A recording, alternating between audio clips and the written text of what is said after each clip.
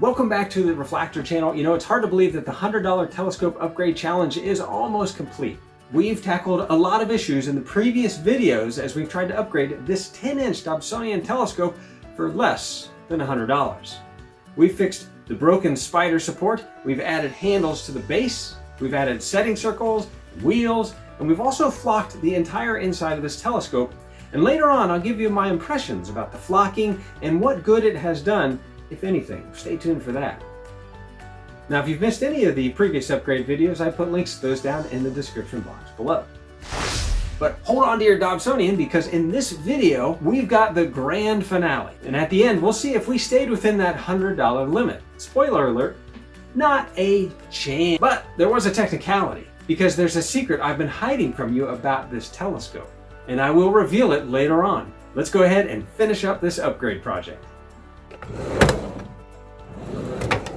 Every telescope needs a viewfinder. Why is that? Well, the viewfinder helps you point the telescope at your desired target in the sky. This one came with a generic dovetail mount. These are great because it's basically an industry standard for these telescopes. Pretty much any kind of finder scope that you might buy will have a dovetail block that fits in here, and you tighten this little screw and it locks in.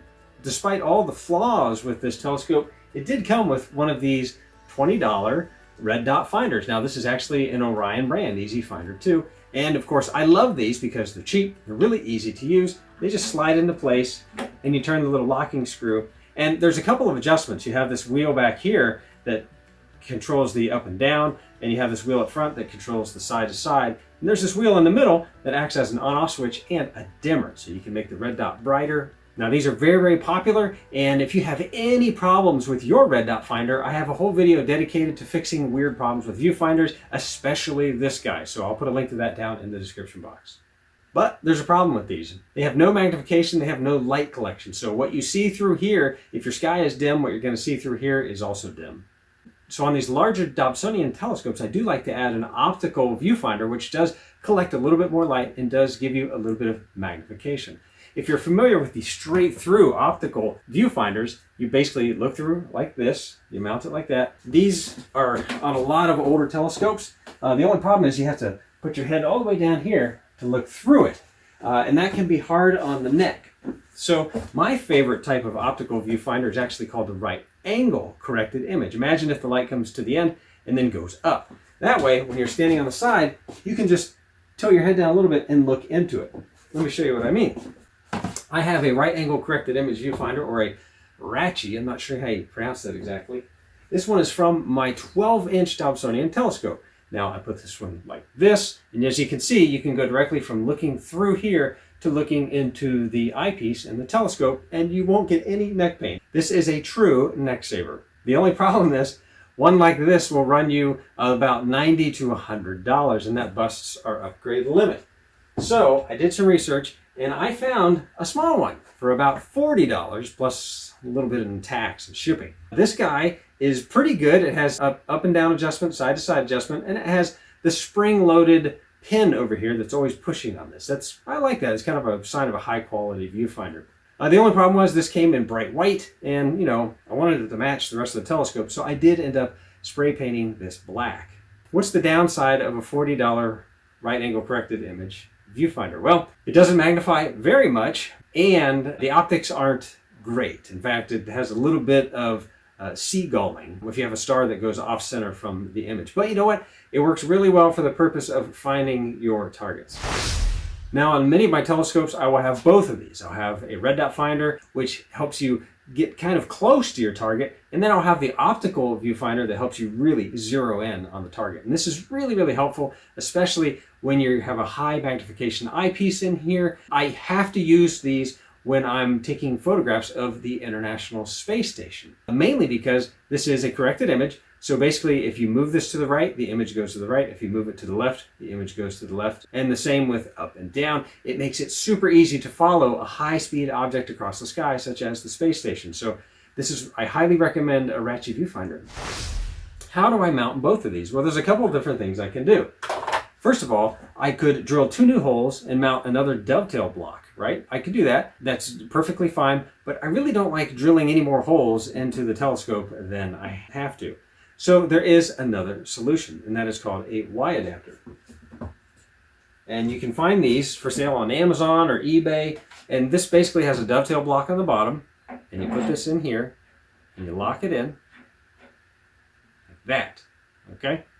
Then you take your two viewfinders, here's the red dot, lock it in, and you take your right angle corrected image viewfinder and you lock it in place as well.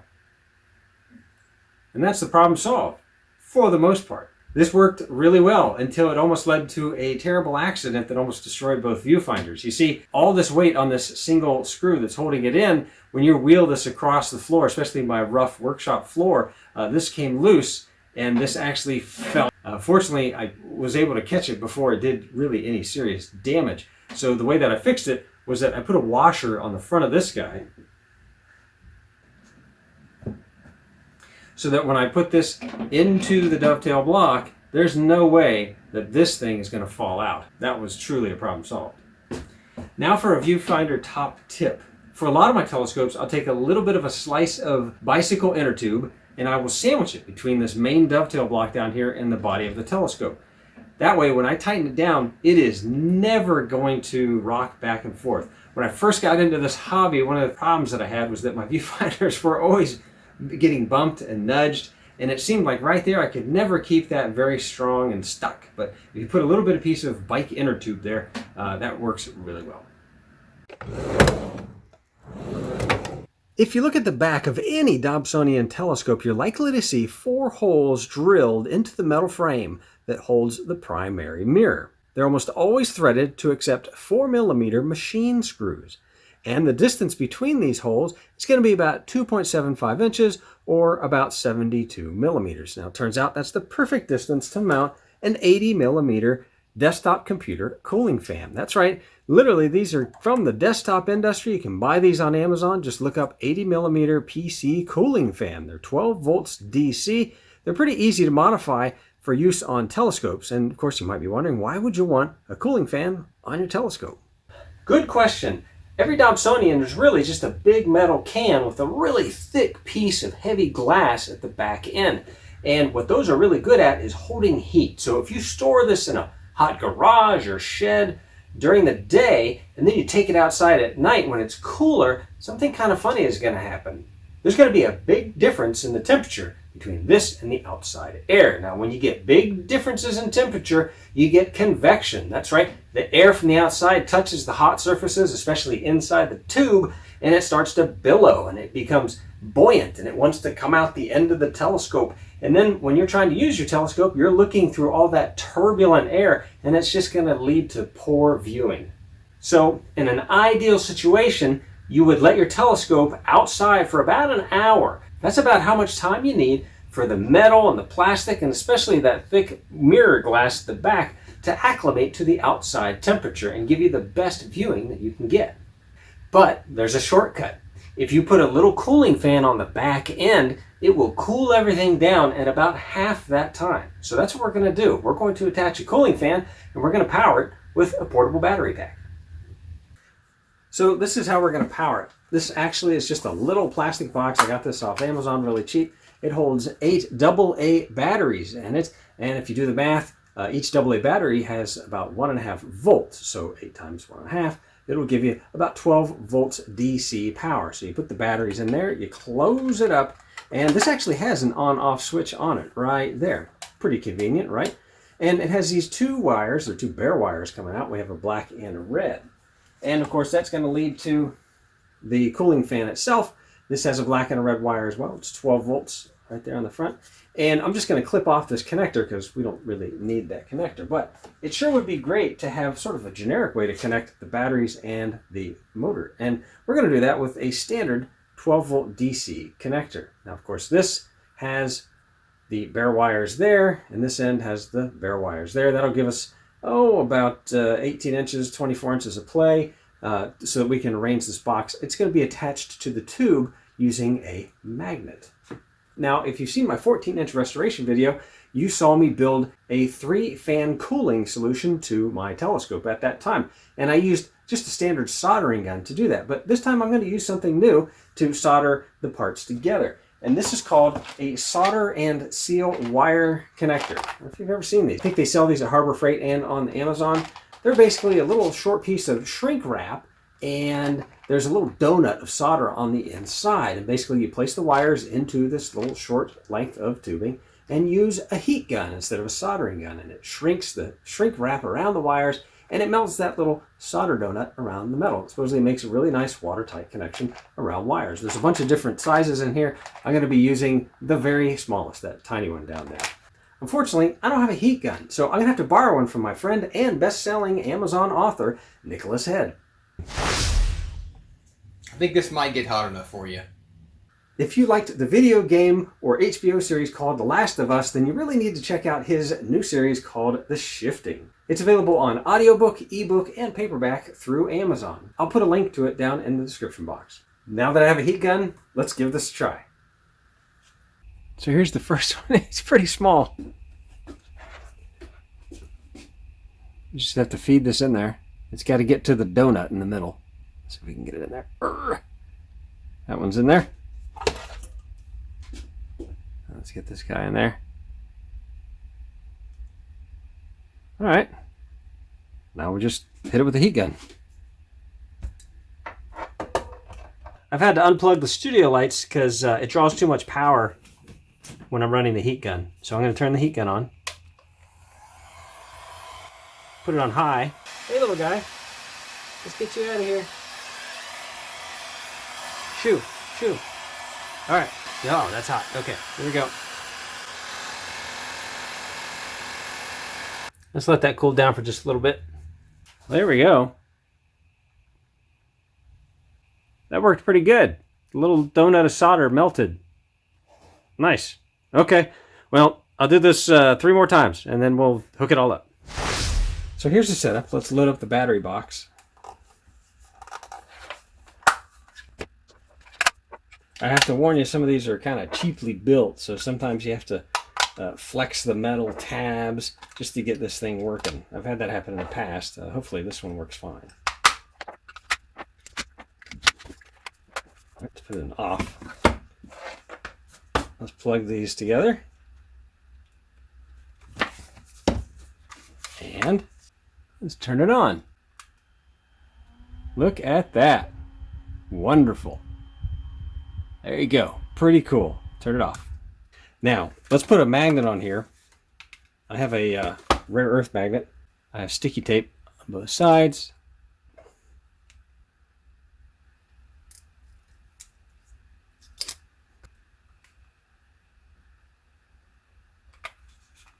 Like that. And I don't want this to scratch up the telescope, so I'm going to put some tape on it. Some blue painter's tape.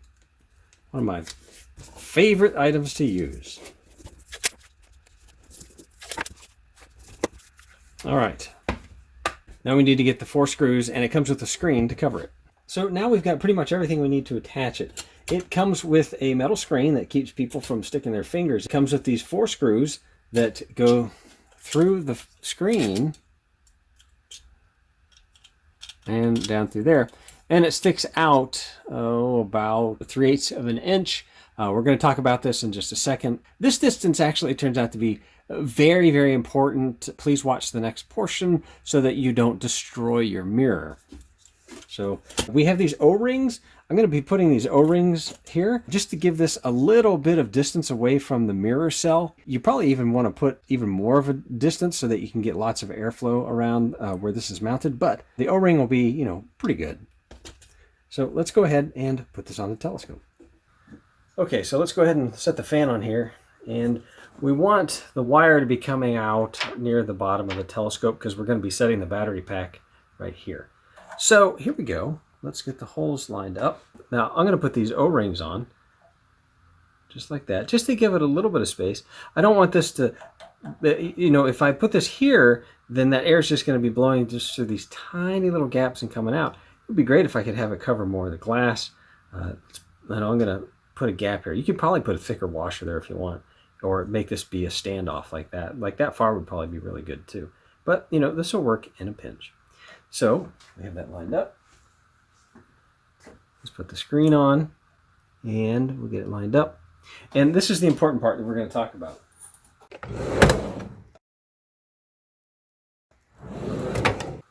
We have these 4 screws, and they're going to go down through the screen, through these holes, through the O-rings, and in theory they'll go through the O-rings and down into the hole. So here's the issue. If these screws are too long, they will go all the way through this metal mirror cell, and they will hit the mirror glass. And they push on that mirror, it will smash your mirror. It'll cause hundreds and hundreds and hundreds of dollars worth of damage. So make sure that you do a test ahead of time, and you take a screw and you put it down where you think it's going to be, and make sure it's not going to touch that glass. You don't even want to risk it. I wouldn't let it get anywhere near the mirror glass, okay? So just be very, very careful.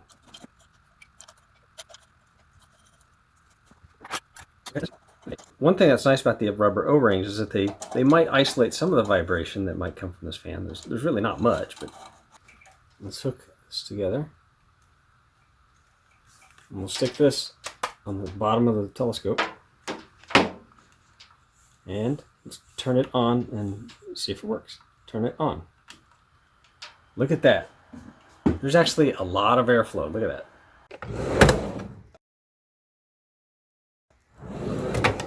Okay, I'm going to turn off the fan.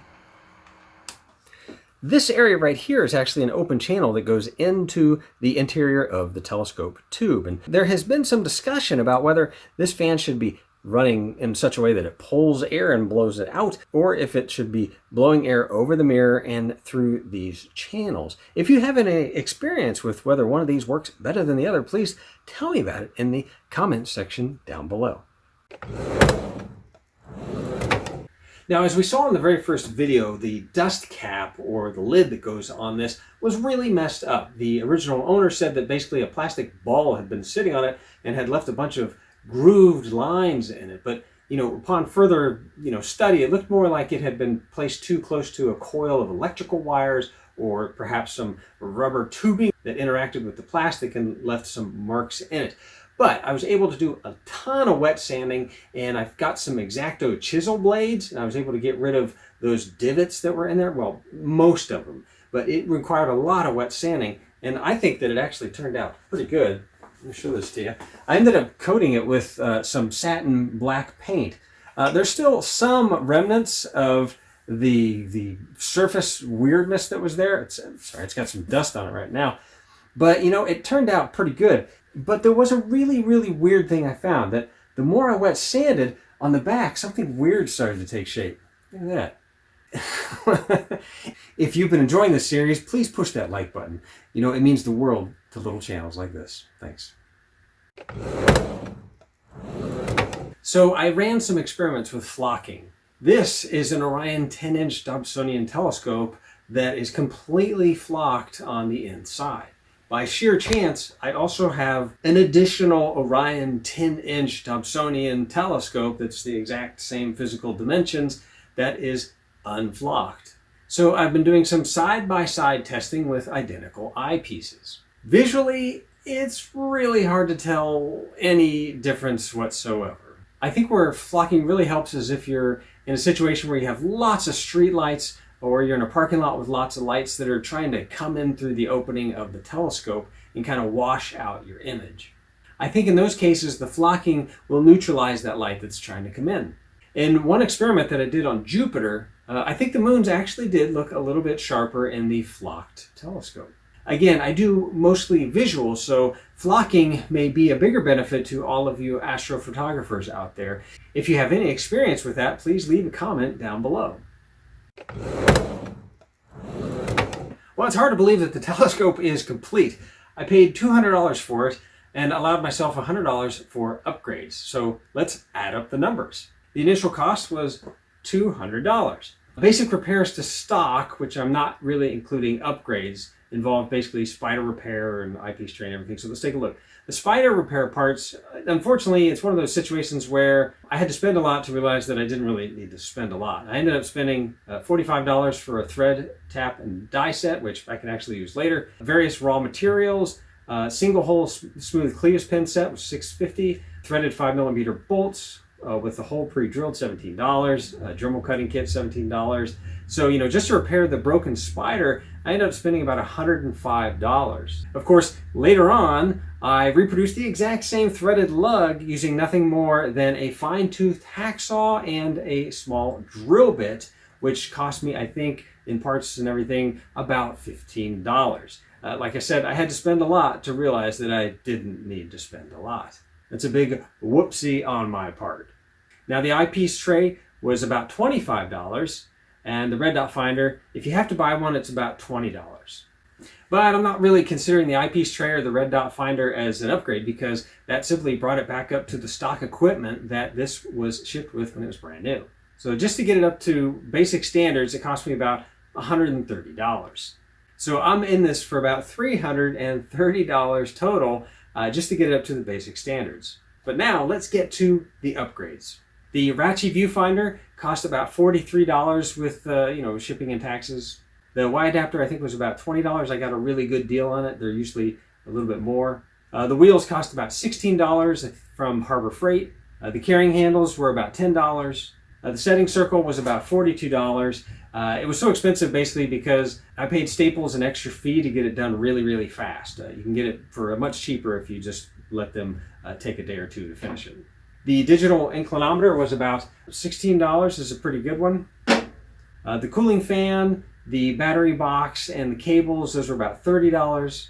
And of course, don't forget the 50 hours of work that I spent over the past few months. So that brings the upgrades total to about $177 if I did the math right. That's pretty close. So technically, I busted the $100 limit. But here's the secret that I didn't tell you until now. This telescope came with a bag of eyepieces. And if you look closely, 2 of them have the green font that causes so many of us to drool. This had 2 TeleVue Plossels that I could sell for about $70 each. Now, if you eliminate shipping and PayPal fees, selling both of those will clear about $100. So if you subtract that from the upgrades budget, that makes the whole upgrade only about $77. So by a technicality, we won this challenge. Thumbs up, great job. Hey, it's still a win. Of course, if you paid me even $1 per hour for my labor, we would have blown the upgrade budget. But now I have an important question for you. Of all the upgrades that you saw in this series of videos, which ones do you think were worthwhile and which ones do you think it could have done without? Please post your answer down in the comments section below. You know, I have to admit I'm very happy with the results here. I've now got an awesome Orion 10-inch Dobsonian telescope that performs like a champ.